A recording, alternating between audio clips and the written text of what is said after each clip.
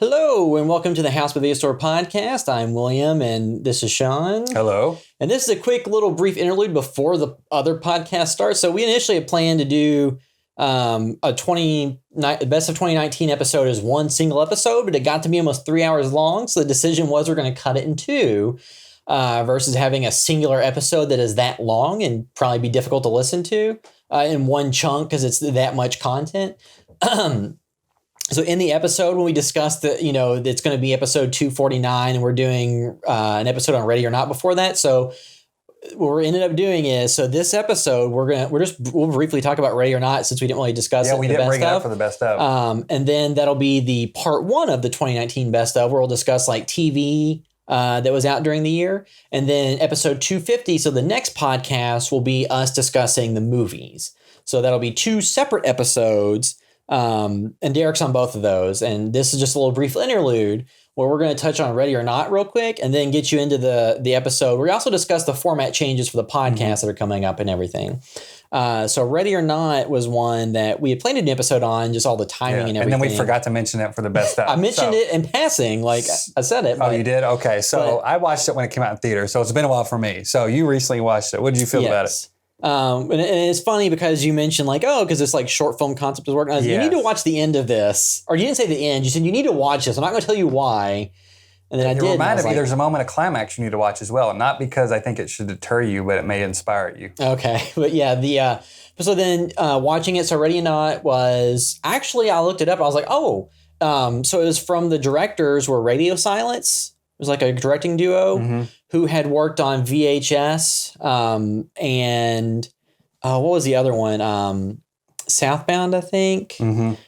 So you can go from working on like a smaller budget anthology to doing like full featured films. Like it does happen because the director was Matt Bettinell-Olpin and Tyler Gillette was the two directors of the movie, and they'd worked on VHS and Southbound and some other stuff. So it's just interesting to see that kind of progression because you always talk about like David F. Sandberg, who did Lights Out, then the Lights Out feature film, then Annabelle, then Shazam. Like that's the dream. You make short films and make feature films. You can also build your way up and work on smaller anthology segments and then make a feature. But so Ready or Not had, in terms of the bigger stars, it had Samara Weaving, who had been on Ash vs. Evil Dead.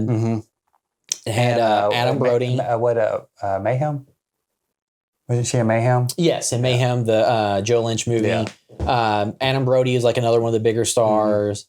Then it had some other people in it, but Samara Weaving was the big star, and in this was film, Andy McDowell she was the lead. In this? I saw when it came out. It's been a while. Yeah, she was in it as well.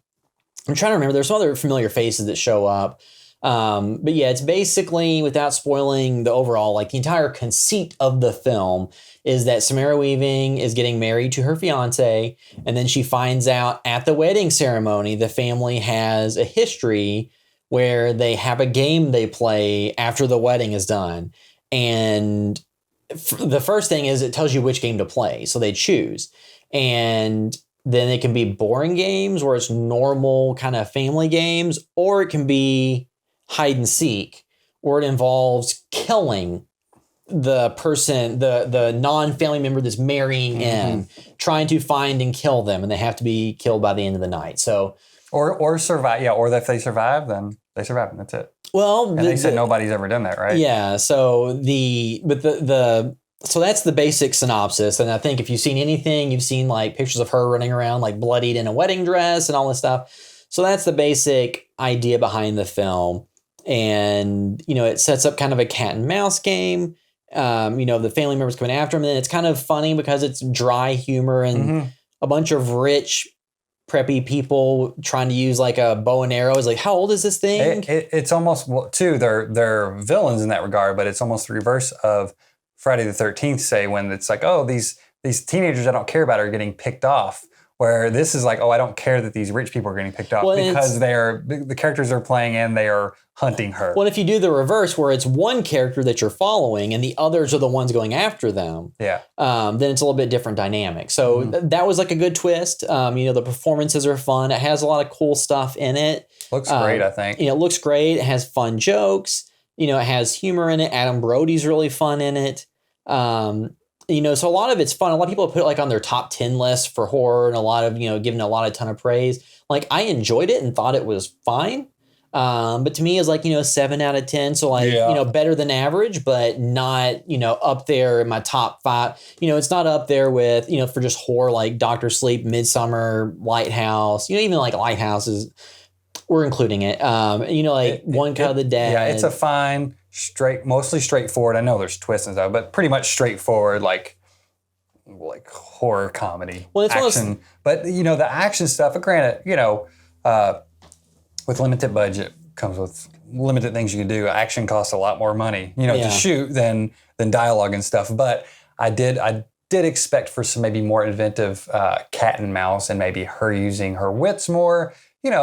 I'm sorry to say this, but it draws comparison to something like Die Hard, where somebody's getting chased in a building. Yeah. You know what I mean? And there's so many fun, inventive things and character-focused things in that, with reaction to situations or planning or using their smarts. And I just did not think there was none of that fun and games in this film. It was mostly the straightforward humor and, some running around and getting chased and stuff, but nothing inventive on a lot of the sequences, I don't think. It made me wonder, like, how constrained they were by a schedule and budget and things in terms of, and having a relatively large ensemble cast to have to figure out what you're going to do with each of them. So, I think that it's one of those things where, to me, it wasn't a knockout. Like, it was very fun. Like I said, it's above average. It's, if it's on a streaming service, absolutely check it out. But it's one of those things where I'm more interested to see what those directors do in the future with more resources and what they go on to do next. I don't know that I don't think a lot of times you have movies where somebody's like first movie, their first feature film is their best by far. I don't think that'd be the case, because it just seems like this was like a good they're stretching their wings a little bit, Because going from doing like some segments and anthologies, and they may have done their features, but like going from doing like, 15-minute segment in VHS to doing a feature-length movie with, talent that's been in other stuff. Very, very solid. Like, it's good. Yeah, it didn't make our top 10 list. So, we touch on, I watched it in the summer when it came out, so we didn't really bring it up. Derek didn't see it. So that's why we wanted to touch on it real quick, because it deserves some lip service. It was, a significant release this year and we didn't see Crawl either. There's plenty of things we mentioned that we're not going to go in to talk about, the things that, we missed this, and this, and this. But Crawl's one I wanted to see, Alexander Aja. But we'll get to that at some point. Yeah, we'll talk about it in the new format. Yeah, so following this will be the first part of our Best of 2019 podcast, and we're going to cut it so this will just be covering the TV portion. And then the next episode, 250, will cover the movies. So now the actual podcast begins.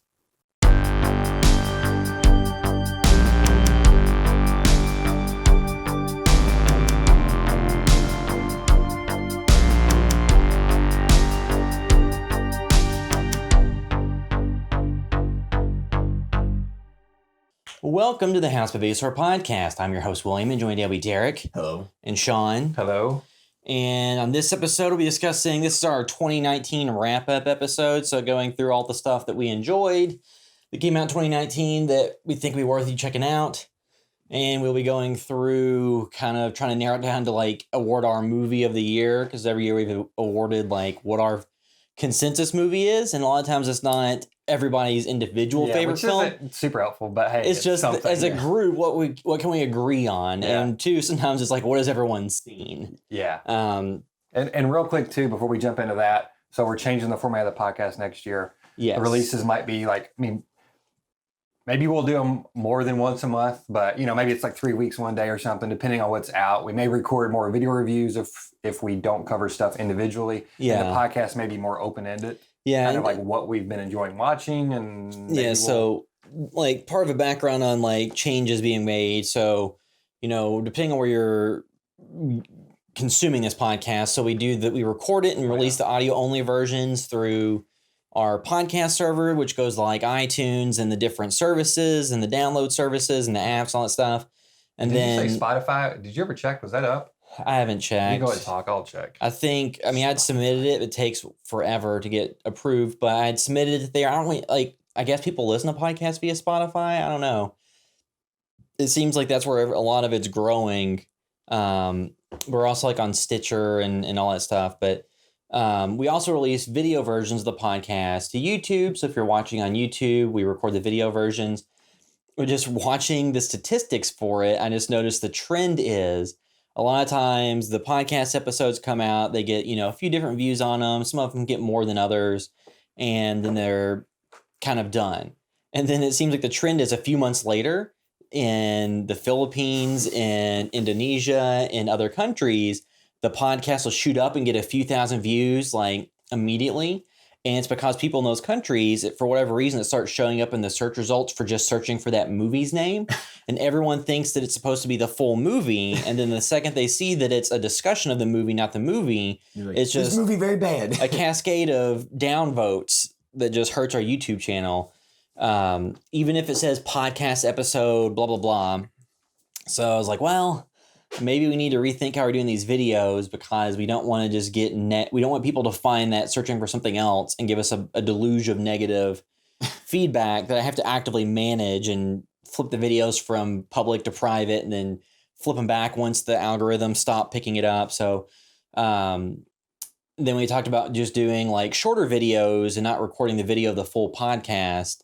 But then I think that what we settled on is once a month. And I'll need to look at the calendar to try to get consistent. Like maybe going forward to be like the first Tuesday of each month, we'll have a new podcast. So new audio version, video version, they'll be out. And then in between those episodes, we can still, if there's something that comes up, we just want to do a quick video on, we can record a video, throw it up on YouTube, boom, there you go. And make those a little bit shorter and a little bit more concise.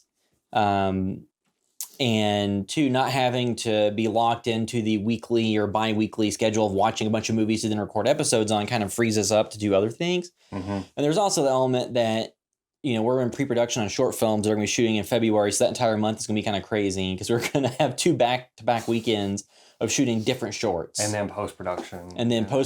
The scramble to get all that done. Because it's on a deadline for something that's supposedly going to be out this fall. Sometime 2020. This fall. It's a Christmas set thing project, so they want it out before Christmas to buy. Yeah, or you can always do the before we get all way down the line of Dr. Sleep, like release the movie after the season that it's best suited to be released during. Yeah. But yeah, so that's the part of the reasoning on the format. Any time of the year, will you? Yeah, but especially in January. But yeah, part of the format shift, just like we talked about, the video stuff. We get our normal amount of views that make sense, and some of them would get a few thousand views because there's just a movie that was hotly contested or debated. But then we had the false, because the YouTube algorithm kind of just screwing us over, where it would just push it to people who are looking for something different than what it was.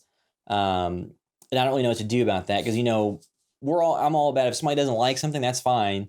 It's just if people are finding it, and I guess too, like I don't use YouTube this way, but people when they search for stuff, if they get results that don't match what they want, they go through all the videos and thumbs down it to indicate to YouTube that they don't want that to show up in their results again. I was like, I guess that it's works. fine to not like something, but you need to not like it for the right reason. So if you just don't like it because it's not what you want, that kind of it's like if you look Speaking of the movies we're talking about this year. Yeah, so that was part of the reasoning on it. This movie was not what I wanted. This movie is very bad. Yeah, we just, tried to think of our best use of time and how to make, to utilize. So I think doing like shorter videos for YouTube, like 10, 15 minutes at the tops for discussing like, kind of movies that come up or TV series or whatever. Yeah. I think that's a good kind of middle ground. And, that's something we can kind of shoot easy. If I decide I watch something, I can just go record a video blog about it, one night and put it out. And that way we're not holding releases up for weeks and things like that. So that's the format we're going forward. Now we can have extra episodes get released in the meantime if something happens. And you review the podcast server plans and all that stuff, but that's the format we're going to in the future. So, so I figure, kind of a good time to do that, change it over at the new year.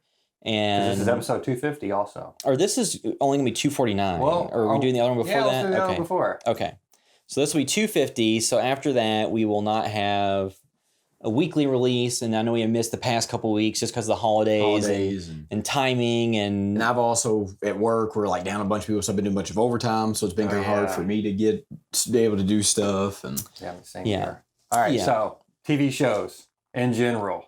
So 2019 had a lot of stuff that came out, and I was having to go back and remember, it's like, oh crap, some of this stuff was this year.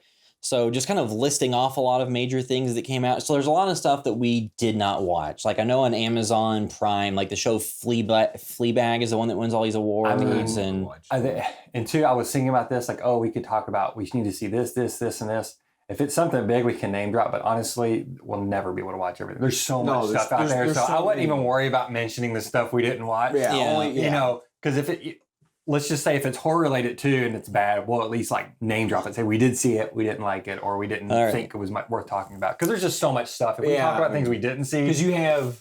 Yeah, no reason to go through all the streaming platforms, but there's a ton of them, and it would almost be impossible to watch every TV nobody show. watched Twilight Zone, right?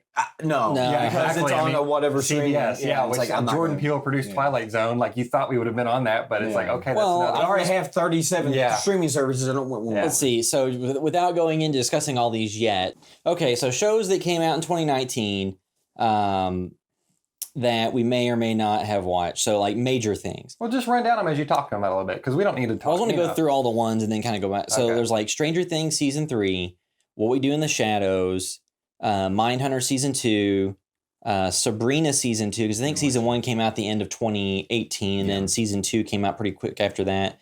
The Witcher, which came out pretty recently, Watchmen, season 2 of Barry, Righteous Gemstones. Game of Thrones ended. It seems like that was 2 years ago, and it was just earlier this year. Mr. Robot ended. There was the BBC version of Dracula from Stephen Moffat. That's just dropped, though. Yeah, it's on... 2019. That was 2020, wasn't it? Or was it? At least here in America. I mean, that just hit like last week, I think. Well, okay. Castle Rock season 2. There was the Creep Show series on Shudder. Oh, yeah. I'm trying to remember if there's other stuff. So and then I watched Russian Doll on Netflix. Yeah. Love that. You said Barry season 2. Chernobyl. Yeah. Incredible. And then I watched the last season of Veep, which I thought was amazing. There's other stuff I didn't get to. One of the things I watched, and maybe you all can clarify this on me a little bit, of whether or not it's a limited series run of the Christmas Story on FX with Guy Pearce. Okay, yeah. Now, are we going to consider that a TV show? Or we can consider that it's a miniseries. Because that's how Chernobyl if anybody is. else watched it? No. Yeah, Julie and I watched it. It was fantastic. I thought it was fantastic. It was a really good interpretation. It was a little bit darker than you usually get. It was kind of self-indulgent, slightly, especially the Guy Pearce's version of Ebenezer. I would almost call him the Grinch. But but he's very much Guy Pearce is the Grinch. But one thing I liked about that version that you never get, he's actually a bad dude. Mm-hmm. Like he's not, Guy Pearce only makes it likable because he's good in it.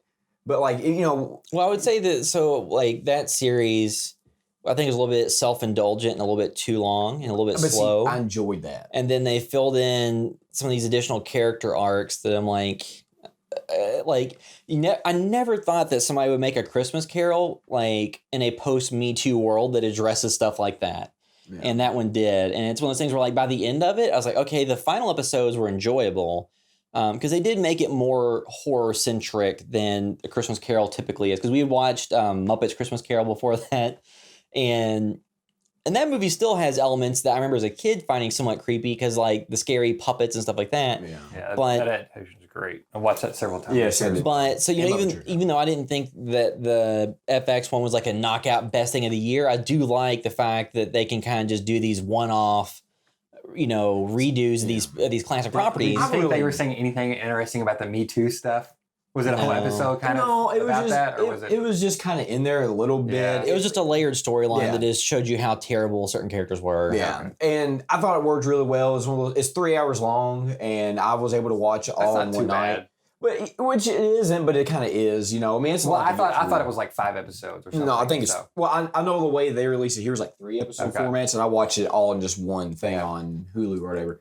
The Mandalorian, which I don't know if anybody else has had a chance to watch. Oh, yeah. I watched 2 episodes of it. I really like that because to me, one thing I've posted on my Twitter too is like, I like a lead character that doesn't get taken extremely seriously because a lot of the season he gets his ass kicked. Mhm. He's still very capable. Well, the classic like But- Indiana Jones, But it's fun because like and this noble also, failures. This also kind of reminds me a little bit of like the format of like Xena or Hercules, where there's always like a general overarching story, but you might have 1 or 2 episodes that don't really push the narrative Well, I too would far. say It just gives you more. if insight you to want the to find a character. series that I found to be pretty similar, so if you go back to Firefly, the Joss Whedon sci-fi show from the early 2000s, where it's kind of a Western-inspired space series that has some serialized elements to it, but a lot of kind of one-off mission of the week type deals.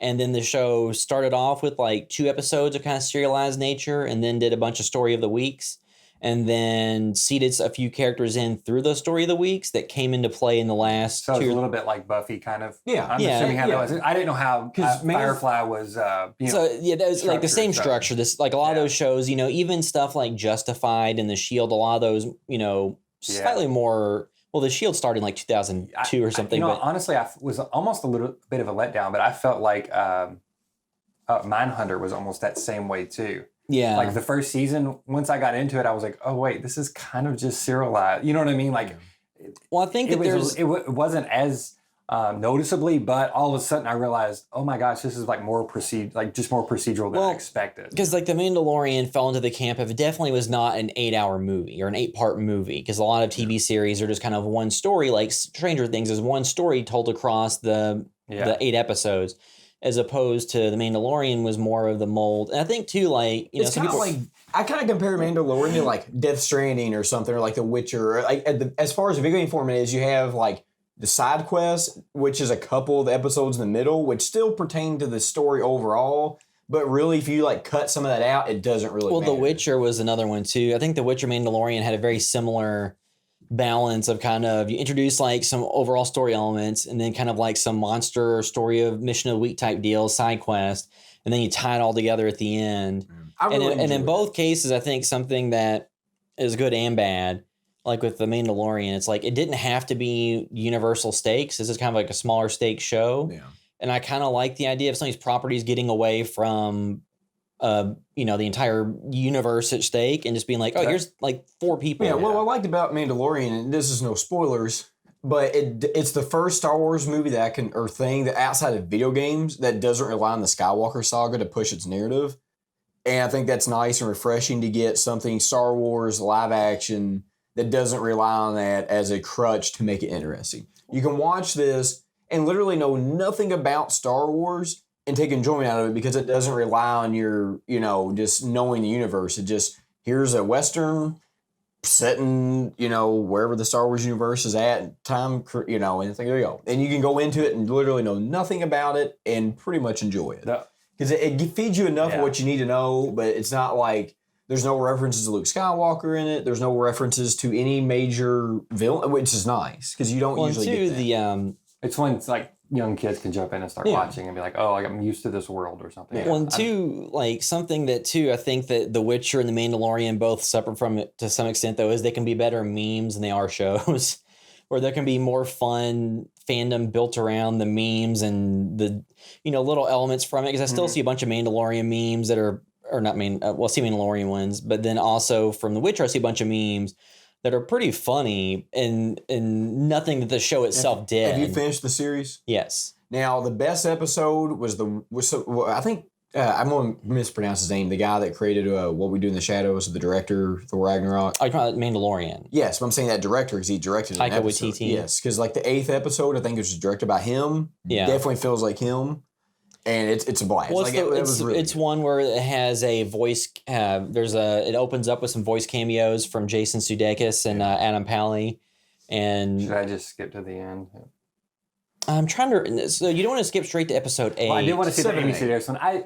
I wasn't super hot on it. I watched it with my daughter some, and I wasn't super hot on it. But again, I know this is his whole deal, but it just drove me crazy that he doesn't take his mask off, so I can never see any of his like emotion or acting. Well, so you know what I mean? Like that just it's kind of like it just cuts me off from it, and I'm like, I do not care about What's this. funny- it's kind of like Judge Dredd slightly. I mean, A little bit, but at least you Carl could Urban see. kept that like Yeah, but at least face you could the entire see- Well, the thing I would say that to me is gonna be very annoying. So I know, like on the Clone Wars animated shows, the Mandalorians took their helmets off, but apparently, it's said after their planet was ravaged, so maybe they've been more radicalized, and there's the element too of like somebody who's a convert to that Mhm. lifestyle. They may hold the tenets more sacred than someone that was born as a part of it, but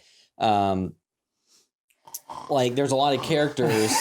There's a lot, or I not just want to take his characters. mask off with him. Yeah. No, I'm just saying, like, what's so I'm saying is Oh, like good. whether or not it does, there are a lot of fans that are absolutely livid if it would, if they Yeah. would remove it. And it's like, but you're a moron. Like I get that, like his thing is he's a Mandalorian, but his helmet on the entire time, you don't see any emotion, like you said. Yeah. Like, I guess he might, with this helmet on, have a relationship, but it's mostly just Yeah. like no kissing. Yeah. but The one thing which also the reverse of this though, which I would argue that is refreshing, is a lot of times you get a big name actor, and actors, you give them in these roles, and then you find every excuse in the book, like Spider-Man 1, 2, and 3, They and take their Spider-Man mask 1 off and or 2, helmet Spider-Man 1, off. 2, and 3, where they take his mask off every time. It's like, wait a minute. the It doesn't reason make any sense. Why are you always taking your mask off? so the reason that the movies do that is because in Sell real life, toys. well, no, they And wouldn't. the actors want recognition. No, the toys you would sell with the mask on, but the actor, they're like, why do we get this, famous or attractive or well known or good actor just to cover their face the entire time?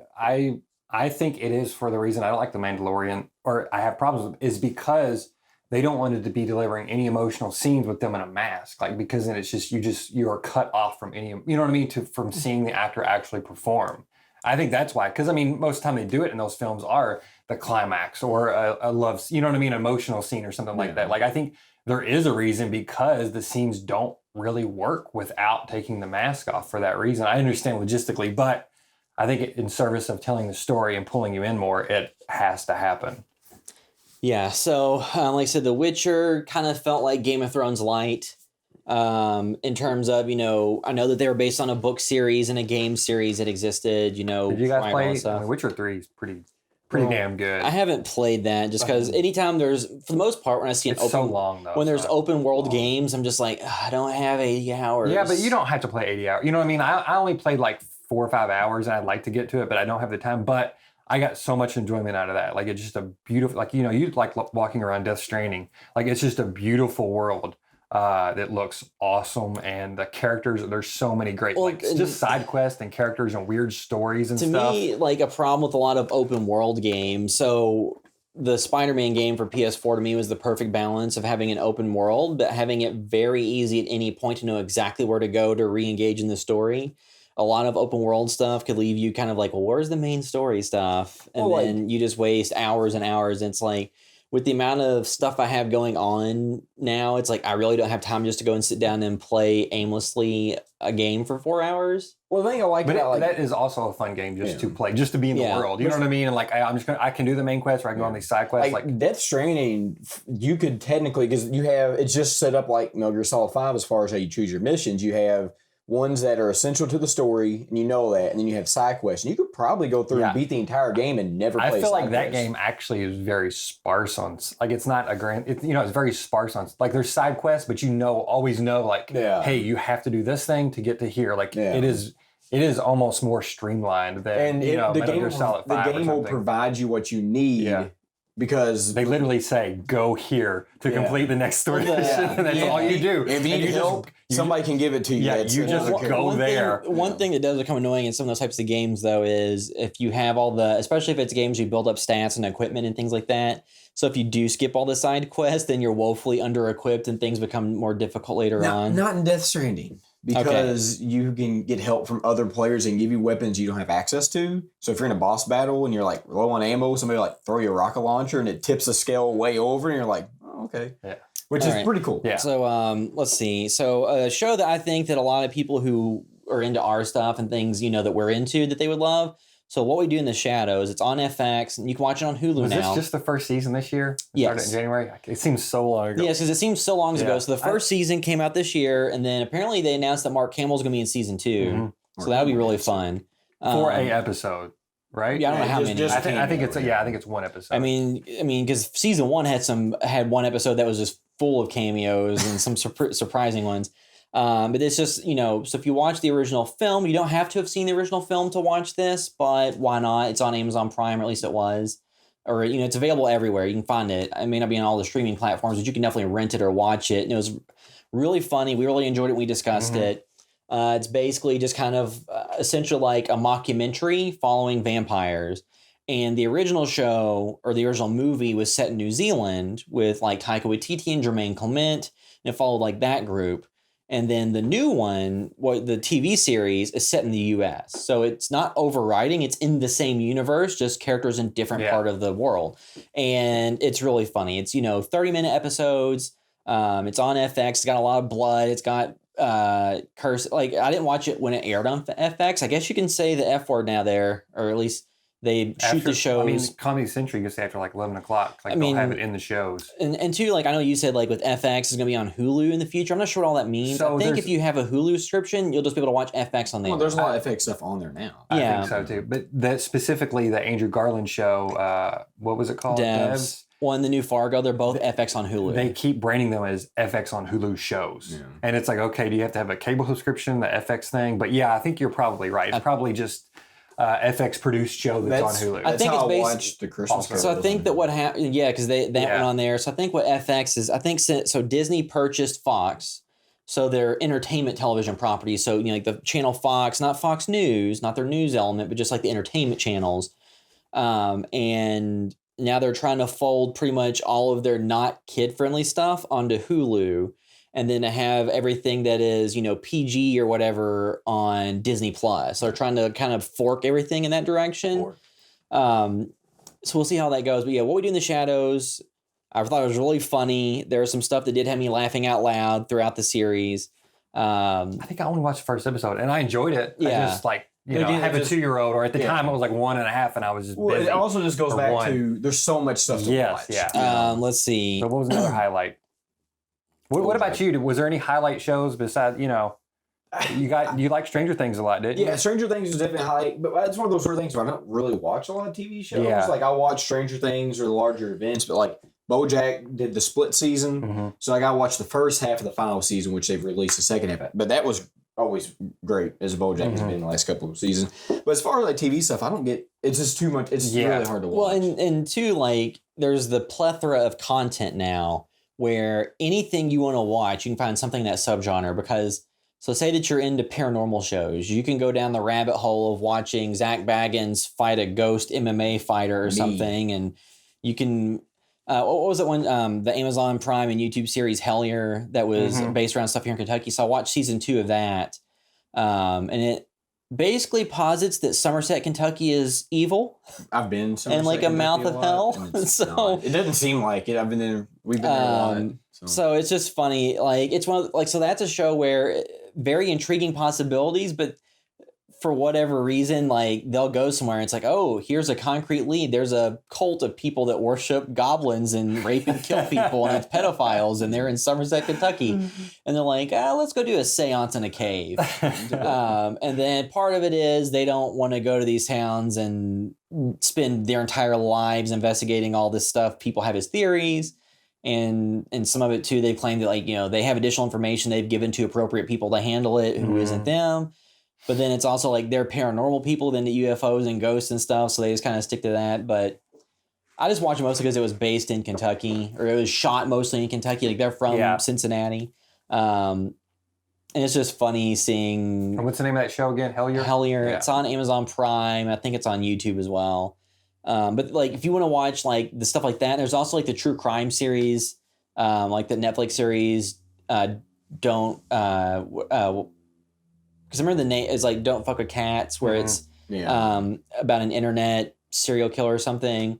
So there's like all these true crime shows like that, and that one there's like with true crime, there's always the balance of like how exploitive is this of the surviving member, especially if it's a recent thing, because that was in the past few years that this happened. That wasn't a Ted Bundy thing where a lot of people have passed away since then. Did you know anything about it? Did you watch it? Yeah, I watched it. Okay, yeah. It was like, interesting. There's a lot of like leads they would pick up and not follow through on, or a lot of information they would just show and then kind of move on. It was only 4 episodes. It wasn't, like a 10-hour deal. But then the question is like, well, how exploitive is that? Because there was a guy who got murdered. In addition to, like the cats and the animals and stuff, there was a guy who got murdered. And it seemed like it kind of would give short shrift to his friends and family because this documentary about the guy who killed him has like this funny name and has like cats on the cover image and stuff. So there's a lot of true crime series on Netflix because there's one about the confession killer, I think was called, where a guy confessed to a bunch of stuff he didn't actually do, and it showed how the police. So a guy came in and may have committed 1 or 2 murders, but confessed to like 100. And that police department and a lot of police departments around the country are using him to solve their unsolved murders. And then people eventually said, yeah, so he was literally documentation proofs. He was here. This happened 1,500 miles away. And then they had to walk back some of those convictions and walk back some of the. So it's just one of those things where there's a lot of people out there who's had like no closure. I think that's a little bit different because it covers more of the criminal justice system. And basically it posits, how when you go to a store or if you in your personal job, the people that will not actually finish the job, they just see a way to clear something out, they'll do it. Oh, yeah. So, there's a lot of convictions there about numbers. So a lot of times they say, we have these sitting out here on the books. If we don't get these closed, our numbers at the end of the year are going to be bad. We're not going to, so what's an easy way to solve this? Which is like one thing if you're not stocking the shelves at the store. It's another thing if it's like a human life and injustice. You know what I mean? Or, like if you work somewhere and there's like a claim on a return or something that you just go ahead and clear it out even though it's not finished because nobody said anything in 6 months. There's a huge difference between that and a murder trial. Yeah. So that's a show that, like the Cats one was entertaining, but there is a lot of questions about the ethics of it. And does it give that guy who was attention and fame seeking what he wanted by making a documentary that talks about him so much.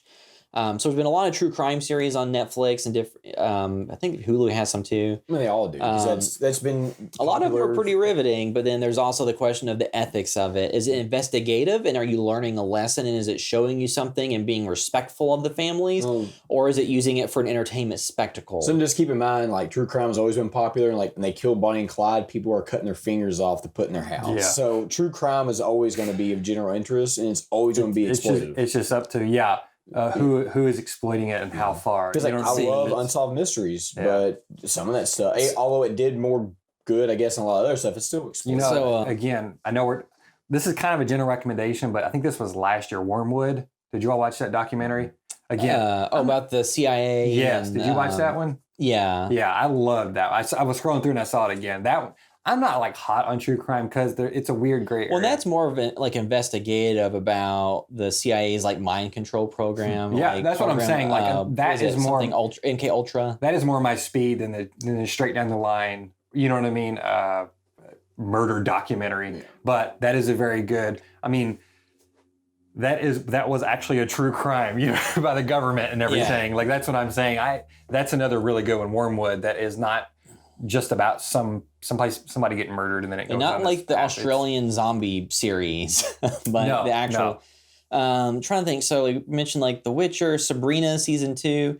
That's a show where it's pretty fun. It's about witches and satanic stuff, but it's very apparent they have like 3 sets total and shoot on them, even when it doesn't make a lot of sense. They have like a school, a coffee shop, their house, and the woods. And that's like the only places that anything ever takes place. It's a CW spinoff. Yeah, so it's something that's, kind of gotten in the cultural zeitgeist and it's pretty popular, but it's something that's obviously done on a budget, which is fine. Because you had to have a budget. It's just, I know. William. Not everybody's Stanley Kubrick. I know it's they had to have a budget. It is funny because there's a number of people who watched the Melissa Joan Hart, Sabrina that came on ABC in the 90s. Yeah. So then when they went from watching that to like, oh, we're going to watch the new one. And then they're turning like I think it's Fuller House. They're covering their kids' eyes like, no, I can't turn it off. How do you turn it off? There's Satan. It can't be that bad though. Because they go to hell and there's Satan's in it. And I mean, it's a lot different, but I think it follows more kind of. It's far more occult. Well, I think it follows more like with the actual Archie comic character Sabrina. It's darker, but the version with Melissa Joan Hart was just like took that concept and then did their own Well, they thing. had, remember the Sabrina the Teenage Witch movie before that? Yeah. You know what I mean? That was like, So it's all been spun out. So it's just funny because it's not graphic or anything. It's CW. It is PG-13 level nudity. So you might see the top of someone's butt or There's people a butt crack. people who are supposedly quote unquote naked but are strategically covered by things. So it's one of those things you're not as like the adults and stuff. So you're not going to see anything too graphic, and there's not any huge gore. It's just maybe not for kids that are 8 years old, but it's definitely like something I'm sure teenagers all love and stuff like that. So, you know, you said nudity, and I was like, does any of the shows I watched have nudity? Because, you know, they're all probably more made for older audience. And I was thinking, well, the one I can think of is Gemstones. And the first thing I thought of was that dude's penis they show quite often. Yeah. They show a dude's junk. Yeah. Because it seems like with like the Danny McBride, David Gordon Green and who's his other collaborator? Hill. Yeah, Jody Hill. Jody Hill. They have a lot of male nudity, but they balance like, so it is funny because they typically have unattractive male nudity balanced against attractive female nudity. But Gemstones was hilarious. great. It had me laughing out loud, especially the part where the daughter was talking to like her boyfriend in front of the security guard about, you know, if you gave me a Jeep Cherokee, I would drive it to. Oh yeah. So there's all this. So, you know, you think it's like, oh, Danny McBride, like this, and John Goodman and Adam Devine. It's just like almost like a Comedy Central vehicle for this like funny family that owns a mega church, you know. But it's really not that. It is a mystery show. Like something terrible happens. And the wild thing is, it's got a lot of the creative team from Halloween 2018, which makes no sense. Yeah. Those are the same projects. I think for me, the amount of enjoyment is like Vice Principal season 2 and season 1 and this are far and above that Halloween film for me. Well, it's really different. I mean, TV shows and their comedies, but it's just. But I'm still the same creative. You know what I mean? Same writing. Some of They were actually But Danny creative. McBride he created this. I think he has sole creator credit on Gemstones, and he directed that first episode. So essentially, it is his character. Minor spoilers. If you haven't watched it, it's a family called the pitched on it. Gemstones. It's John Goodman is the father, and then the children. Then there's the Son and the Holy Spirit. Yeah, It's you the have planes. you have Danny McBride and Adam Devine, and now I'm forgetting the other actress's name that plays the sister. She was also on Vice Principals, and she's in Knives Out. I still haven't had a chance to see that. But anyway, so essentially, Danny McBride, of course, he is kind of maybe the less pure one of them all. Not, I mean, I guess overtly, but anyway, he gets blackmailed. So somebody has a video of him doing some unseemly things with his friends, and essentially they want to extort him for all this money because they own this mega church. So it's all about kind of basically trying to solve this mystery of who's doing it. And like a Coen's brother film, things start going really bad really fast in the film. And it also has the son, another son in there in that film is, he was in Wet Hot American Summer, the TV show. And he was in, I think, is it We're the Millers? Oh, was he in Midsommar? No. Gideon. No. Yeah, Gideon. He's a very funny actor. He was also on the Santa Clarita Diet show and he's stuff. Great. So the cast in Gemstones is awesome. And then Edie Patterson as Judy Gemstone was hilarious. Yes, yeah. I highly recommend that. If you want like a comedy mystery show, absolutely. And it's on HBO. Yeah. So then there was also Barry season 2, which had one of like the most hilarious episodes. There's like a bunch of long takes. Yeah, I love listening to him. He talked about that a lot on the Movies That Made Us podcast with Joe Dante and I can't remember the other host, but essentially all of his influences for the way he wants to shoot stuff, because I think he originally wanted to be a director. Yeah. And then he, got into comedy and went down that path of SNL. But yeah, that series also is a blend of comedy and kind of darker elements that is not afraid to, it's not going to be on your CBS primetime. Well, and it's a comedy, show where you have your main character that is a hitman that wants to become an actor, and it's not afraid to make him unlikable or make him do unlikable things. Yeah, for sure. And there's one episode that I'm trying to remember if it was season 1 or 2. Is it in the car? I know it was season 2. Okay. Where I think the episode ends with Barry being like, "What the?" in response to what a character asked him to do. Yes, yeah. And just like that show, like Barry and Righteous Gemstones both had me laughing out loud. So there are definitely things I would if you like a dark comedy, they're definitely both worth a watch. One of the funniest shows that I've watched, and it's hit and miss on some of the stuff. It's IFC. It's a documentary now. Yeah. Oh, yeah. And this season they had a couple of like really heavy hitters where you had like they made fun of a actual cult group that like Owen Wilson's the leader, and like if you're looking for something that just mocks stuff, it's brilliant. And that's something I really, because it has a lot. It has actually the reason why Bill Hader, Fred Bill Armisen. Hader wasn't in a lot of it was because of Barry. Yeah. He has a couple of small appearances, but Fred Armisen's in the majority of it, and you had like Kate Blanchett in one episode, and you have all these different kind of big name people that kind of show up and do different things. Yeah, I want to catch up on that because I watched a little bit of that too, and it is really great. And some of it's really great, and some of you watch and it's like, that one's not as good as the other. And So, it's probably yeah. depending on if you have context of what documentary they're mocking or whatever. Let's see. So Dracula was actually 2020, so that's off the list. It blurred together when I watched everything, but I did watch it after it was January. So Game of Thrones, the series finale, I think it says a lot that I kind of forgot that it happened in terms of how that kind of landed. Yeah. It came, it went.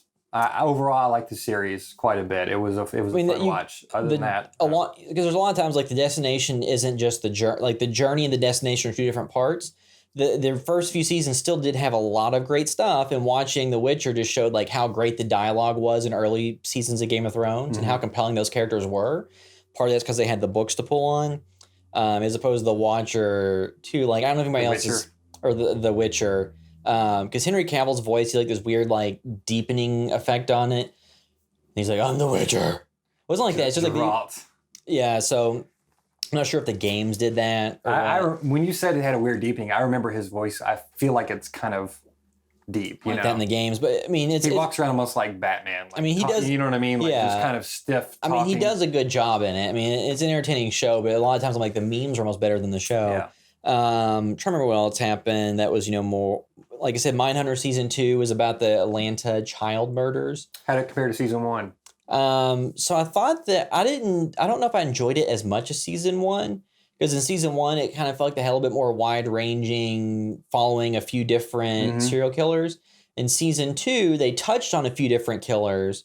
And actually, the actor Andrew, who was in One Must Fall with Julie, was on season 2. Oh, yeah, that's right. And one of the episodes directed by Fincher. So Julie's been and worked on a project with someone who then got to go work with Fincher. So maybe she could do that next. But then the overall series, I thought it was still really good, enjoyable, and I wanted to keep watching it. I just felt like having it so focused on the Atlanta stuff was still very interesting to see how that played out. They also got more into like the character, the personal inner drama of like the characters and their family not a lot lives. Not a lot was resolved with some of that from what I remember of season 1. From what I know about the Atlanta child murders, that was like one of the first times they came out and they did the actual what do you call it when they make the like this is what the profile. This is one of the first times they used the profile. Well, system. and 2, it's one of the ones where That's what season 1 is profile about, they fought against the profile every step of the way because it was mostly African American children from like low income areas that were going missing and being killed. And, they kept saying typically serial killers stay within their own demographic and nationality and race or whatever. It's pretty rare that someone crosses over as a serial murderer.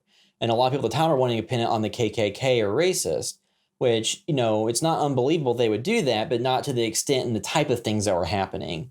So it just seemed, and there could have been other people involved in this too, because, even the show in real life, they had some of the murders they could not tie to the guy that was arrested, even though they knew he did some.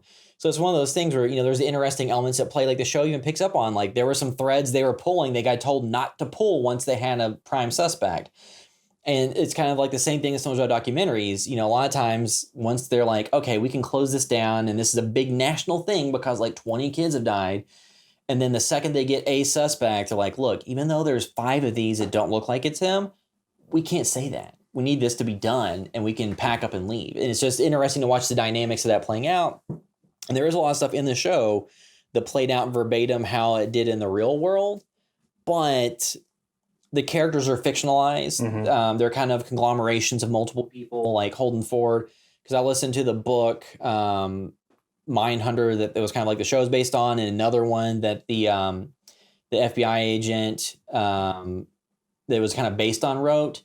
And some of the stuff was similar, but then there's a lot of it that was fictionalized for these characters because And of course, everything does that to some degree.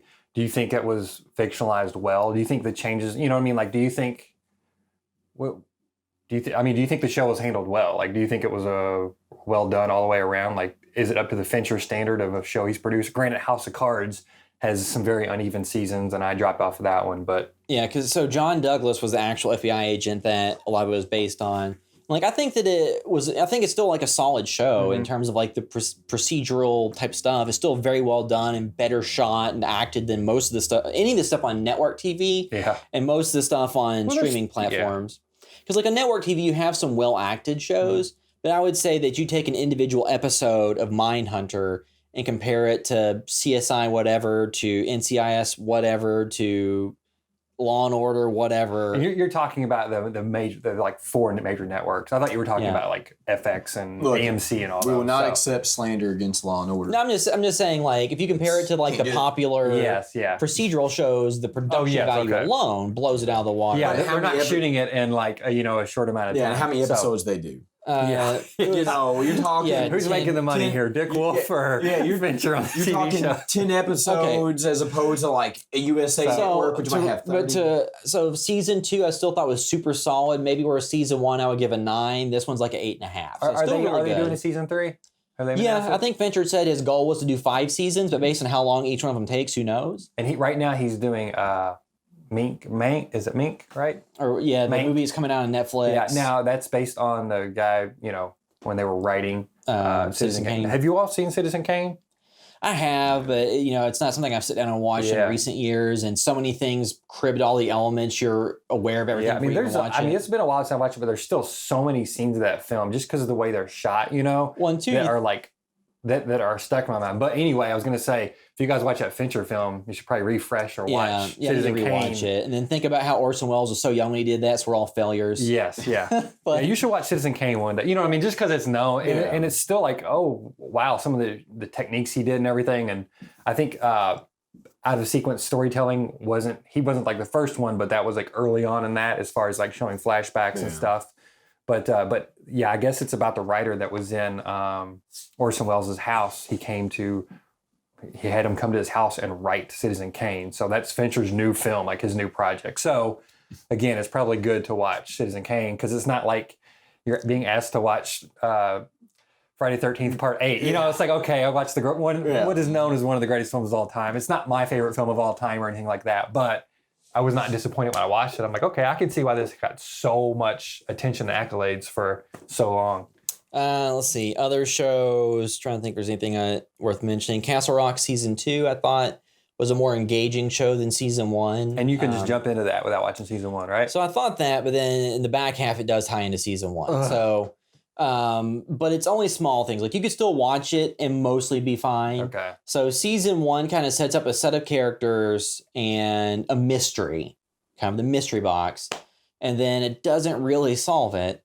And then Season 2 kind of gives you way more information on what was in that mystery box, but it doesn't have recurring characters really. Candle smells like for the most vagina. part, you don't see the main recurring characters come back in Season 2. So the first part, like the first 2/3 of Season 2, is mostly about the misery character that Lizzie Kaplan plays, and then it kind of ties into some more stuff that I thought wasn't as strong as that very focused like story about that Lizzie Kaplan's like. I thought that was very focused, and then the other stuff was still interesting, but kind of went off the rails a little bit. And then it had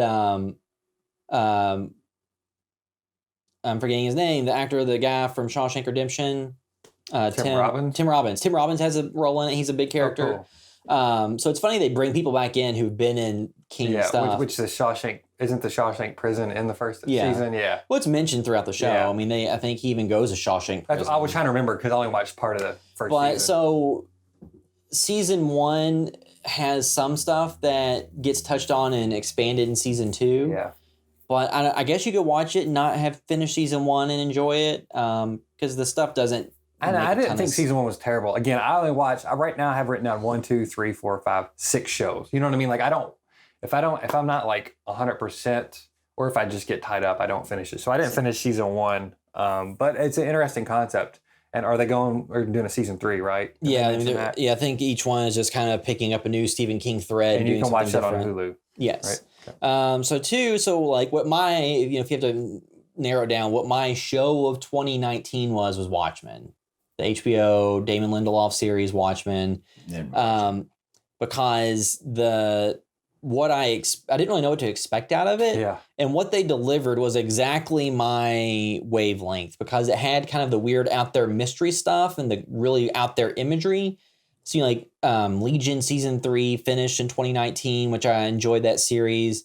And then you had stuff like Twin Peaks: The Return, and then you had stuff like Maniac on Netflix. So there's all these shows that are kind of like this out there imagery and all this kind of stuff. I felt like Watchmen did that and probably had the most succinct storytelling of all of those. Now, I'm not saying it's better than Twin Peaks: The Return. I'm just saying it had a more succinct story that kind of maybe gave you more satisfaction in showing things happening. Even if, the journey and all that stuff are different. And, especially it definitely had a larger budget than Twin Peaks based on the effects, but. And different goals. Yeah. But so like not comparing them, just saying that wheelhouse of here's a mystery, but this one actually kind of by the end of it opened up a few new threads you could follow into future seasons if they were to make them. But as it is, answered all the major questions you wanted to answer. And I think it would be good to know at least a little bit about Watchmen coming into the show. Yeah, it's not 100% required, but I definitely think Dr. Manhattan and all that stuff. I think you need to know. Yeah, not knowing who Dr. Manhattan or Adrian Veidt are. Yeah, I think you need to know them. Or, Silk Spectre, all the.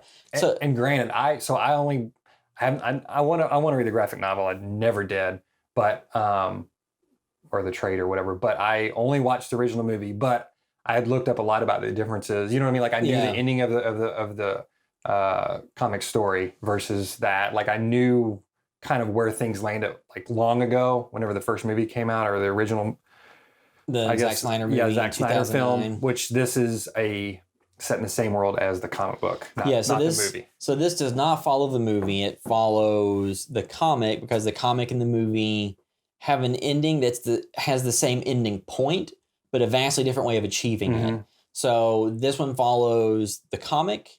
So if you haven't read the graphic novel or the trade or whatever, I do recommend reading that before watching it. It was an original comic series, right? It was a comic series. How many issues was it? I don't know, but I read the graphic novel. Yeah, you're not going to be able to find this. And it's a whole thing where Alan Moore, the deal they signed was once the run ended, they got the rights back. Once it went out of print, but then it was so popular, it's been in collected versions and reprinted and whatever since then, so they kind of got screwed over because it just shifted. They didn't get screwed over. He got his money. Those comic writers always get screwed over, so good for him if he gets to keep. No, he doesn't. Oh, he doesn't. No, once it ran out. The deal. So the deal back in the 80s is typically part of he's having nothing to do with any of this stuff, because he's mad. Most comic writers get screwed. Typically in the 80s, the way it worked is you would write a comic. Once the run ended, it went out of print. And then it was over, and they never came back to it. So they signed a deal that said once that happened, once it was out of print, then they got the rights back. Well, it did so well that DC has never taken it out of print.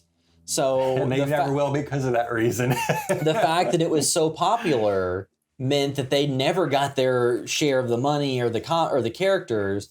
And then at one point, DC had almost said, maybe we could give him the rights back if he writes more for us. Yeah. And then he said no. And I think later he said he probably would have done that, but they offered it way too late or something. Yeah. And apparently the comic book sequel got some really good stuff in there too. Before Watchmen, because I know they had there's two of them. There's the Doomsday Clock, which is the kind of sequel that people are compared to the show. I think Doomsday Clock might be the one that that's the sequel. Who knows? I really enjoyed Watchmen. Again, I only watched 6 or 7 shows, and I kept with that one. I got behind for a little bit. It wasn't because I didn't, disengage really. It was just busy. But then I had a little bit of time, and I kind of binged it, which I have not binged a show, and I don't know how long. Yeah. To catch up, and then I had two more episodes back to back, or another episode to watch before the end. And I also right there really enjoyed it. One of the highlights of TV this year for me, for sure. Yeah, to me, that gets my 2019 show of the year. I was going to ask, what else, you got anything else you want to highlight for TV shows, or does that kind of cover it? I think that covers it. Did you watch Chernobyl? Did you watch that? Yes. Yeah, I've really enjoyed Chernobyl. I think that's definitely like an important show to watch Yeah. as well. Just loved everything about Well, it's that. it's like one of those things where it's a very well made and acted show, and I enjoyed it a lot. But it's just so damn depressing. It is. And Yeah, shows how like but the parallels to but it is today. important. You know what I mean? Like I think that's why it is important. Just to, and it's also to like bureaucracy and human nature. Like Well, here's the thing, though. I heard from Vladimir Putin that it wasn't true, and they're going to make the Russian version that shows how the U.S. spies ruined it. Yeah. So I mean, again, I love the stuff HBO puts out. Looking like aside from Russian Doll, I think it was just HBO shows. So Veep too. The way that series ended was so good. I definitely recommend watching that show. The first, as everybody said, the first season or two, it's finding its footing, and I think it's still pretty funny. And when people said that, I thought, oh, I don't want to slog through like a bad show because that's not me, Yeah. to get to like the really good stuff. But it's still good, and then it gets really good, and then it gets even better. Like that is the one rare show I think gets so much better over time. And it just keeps getting better.